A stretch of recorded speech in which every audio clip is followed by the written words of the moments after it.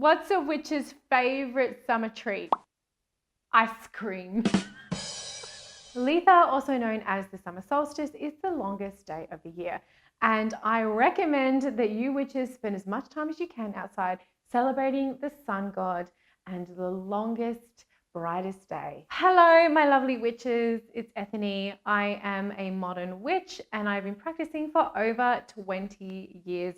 And I'm here to share with you some ways you, as the modern witch, can celebrate the summer solstice. Litha and the summer solstice is a moving Sabbath. It happens between June 20th to the 22nd of every year in the Northern Hemisphere, and in the Southern Hemisphere, it's December 20th to the 22nd. You need to make sure you check your almanac for what date it is every year. The summer solstice is the longest day of the year and the shortest night. It is the peak of the sun god's solar power. When we are looking at the mythologies, it is when the earth flourishes at its peak power, and it is when the sun is going to be sharing its most vibrant action, potent, energetic power with witches. As all other Sabbats and the Wheel of the Year is taken from a Wiccan tradition, it is borrowed from lots of different cultures and traditions around the world, heavily leaning from a lot of the Celtic mythologies. You will find that a lot of people will associate things like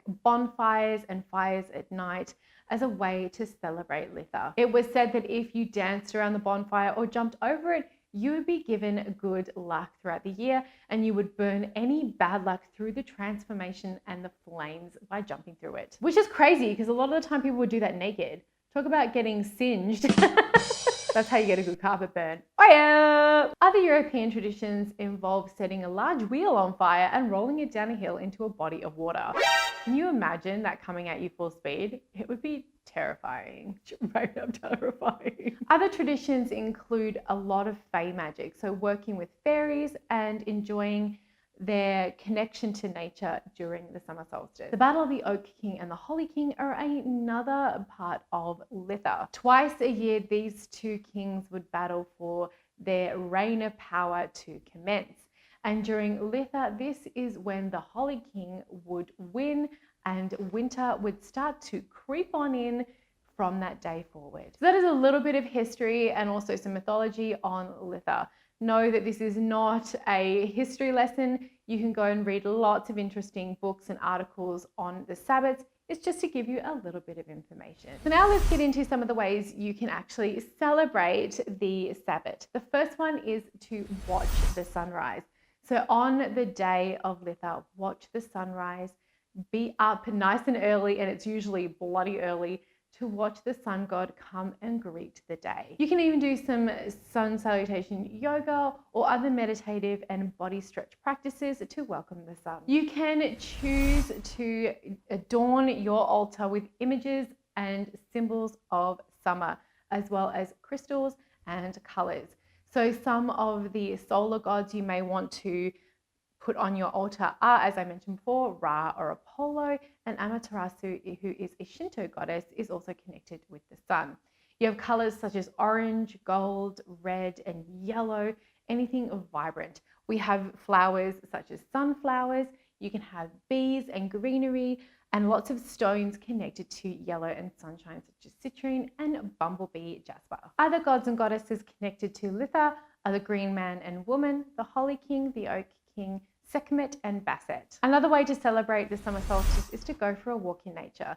Now, walking in nature is something that I recommend for you to do in every single Sabbat. This is because it is a way to reflect on what is happening in your area, in the nature around you. What has changed? What can you see happening? Here in Vancouver, we have lots of beautiful green trees, and the water is flowing from the snow melting on the mountains.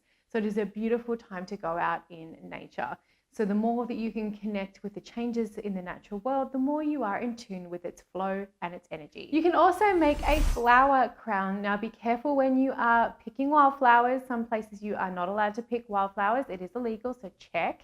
But you can also go and grab some flowers from a flower shop and make a flower crown. It's a wonderful thing for you to wear if you're going to be having a solstice celebration. Flowers are associated with the Fae and also with the summer solstice, and they tend to be really fun. I don't know if anybody else used to do this as a kid, but you get the little daisies down at the park and make a daisy chain and wear them around your head.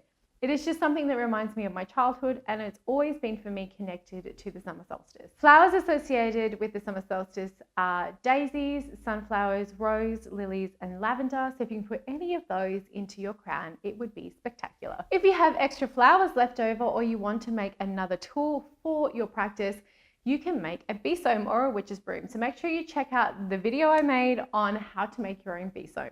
It's a wonderful way to use flowers in your practice. So magic and spells that you can cast around this time include fairy magic, luck magic, prosperity, and fertility magic. Be careful when you are jumping any brooms or getting your sexy on, because fertility magic is very potent around this time. It is also a wonderful time for healing magic and magic for courage and energy. So if you have a project you really want to go after, but need a little bit of a kickstart, this is a wonderful time of year to get it going. One of my absolute favorite traditions at summer solstice was to always have a picnic. I used to have picnics with my old coven and their families in parks, and also have tea, taro, and lots of yummy treats, and having it outside as a way to connect with nature and leave offerings to the fae. Food for the summer solstice that you may want to include in your fabulous tea party are all fresh berries and fresh summer fruits, very connected to the season. Anything with lemon and honey, so think honey cakes, lemon tarts, lemon tea, ginger teas, things like that. Iced teas and lemonade are a wonderful thing to be sipping on if you don't like hot teas at this time. Whipped cream and cheeses and light breads and cakes. I don't know about you, but that sounds like a fantastic little treat. I'm hungry now. Another practice is to use fire divination.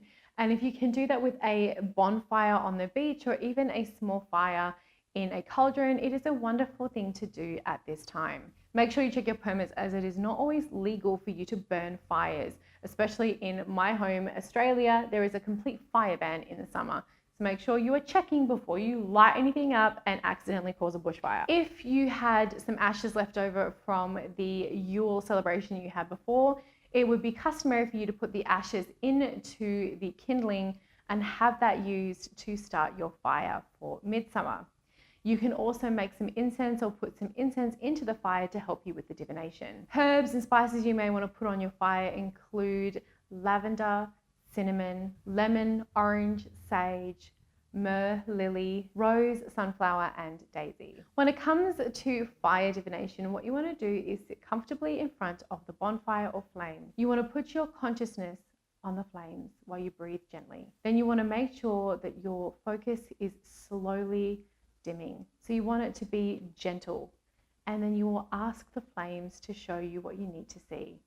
And then allow some time for the flames to talk to you. The summer solstice is a wonderful time to practice love magic and is considered a lucky date for marriages. The pagan version of this ceremony is called a handfasting, and you will find many of the traditions used now in marriages come from the pagan handfasting traditions. If you want to get married on a special day, look into a handfasting around the summer solstice. Want to see some of the advanced tarot decks I recommend for you if you want to up your tarot practice in 2021? Make sure you check out this video, and I will see you all soon.